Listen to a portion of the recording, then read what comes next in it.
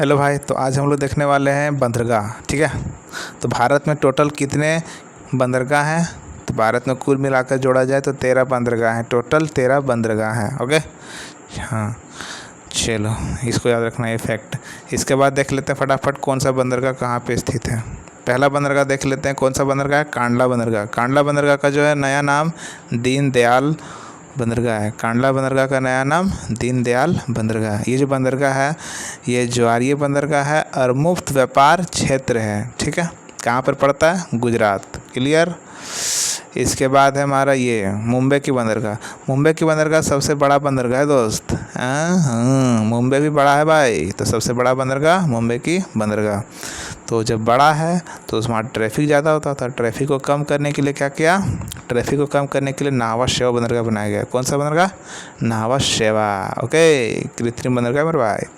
तो नाहवा शेवा का जो नाम है मुंबई में नाम चेंज करके रख दिया गया जवाहरलाल नेहरू बंदरगाह। हाँ, नाहवा शेवा का नाम जवाहरलाल नेहरू बंदरगाह रख दिया मेरे भाई। ठीक है, कोई दिक्कत? इसके बाद हमारा ये मारमा गोवा। मारमा गोवा गोवा में पड़ता है। न्यू मंगलूर। मंगलूर कहाँ पड़ता है? यही बेंगलुरु में। ठीक है, कर्नाटक में। इसके बाद है कोचीन की बंदरगाह, केरल में पड़ता है। ठीक है, इसके बाद तमिलनाडु की बंदरगाह देख लेते हैं। सबसे साउथ में देखा जाए, सबसे साउथ में, तो सबसे साउथ में है तूतीकोरिन। सबसे साउथ में तूतीकोरिन तमिलनाडु में है मेरे भाई, तूतीकोरिन। इसका नाम चिदम्बरम भी है। चिदम्बरम तमिलनाडु में ही वहीं पड़ता है। तो सबसे साउथ में तूतीकोरिन बंदरगाह है। इसके बाद अगर ऊपर देखा जाए, इसके ऊपर तो तूतीकोरिन के ऊपर है चेन्नई की बंदरगाह। तो चेन्नई की बंदरगाह सबसे पुराना कृत्रिम बंदरगाह हो गई। एन्नौर की बंदरगाह तमिलनाडु में भी कृत्रिम बंदरगाह हो गई। आपको टेंशन नहीं लेना कौन सा कृत्रिम बंदरगाह कौन सा प्राकृतिक बंदरगाह, इसके लिए मैंने अलग से ट्रिक बनाई मेरे भाई, टेंशन मत लिए।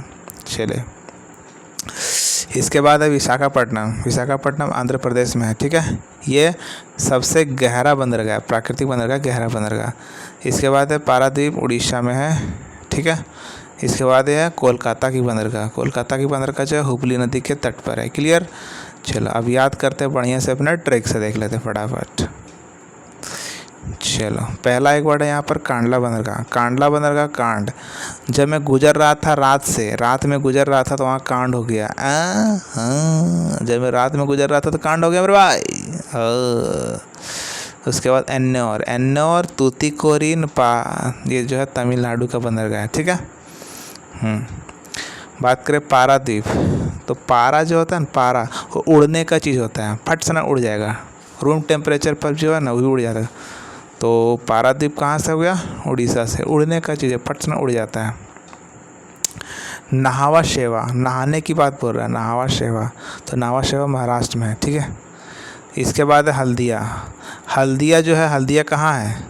कोलकाता में। तो हल्दिया बंदरगाह कहाँ रहेगा? कोलकाता में, पश्चिम बंगाल में रहेगा। सिंपल सी बात है। इसका नाम डायमंड हार्बर भी है ना। डायमंड सिटी सब किसका नाम से जाना जाता है? मोतियों का शहर वगैरह, पश्चिम बंगाल को। हाँ, कोलकाता को तो वहीं पर हो गया। ठीक है, चला। उसके बाद है हमारा ये वधावन करके कुछ होगा महाराष्ट्र में, छोड़ो उतना इम्पोर्टेंट नहीं है। बाकी जो बंदरगाह बच गया वो राज्य के साथ उसका नाम मैच करता है, तो बाकी लोग का टेंशन नहीं है।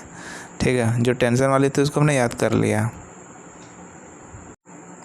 चलो भाई, तो अब हम देखने वाले हैं कि कौन सा बंदरगाह कृत्रिम है और कौन सा प्राकृतिक है। ठीक है, चलो, आप प्राकृतिक वाला याद कर लेते हैं तो कृत्रिम को याद करने की ज़रूरत भी नहीं पड़ेगा आपको। ठीक है, और दोनों याद कर लिए तो कोई भी दिक्कत नहीं है।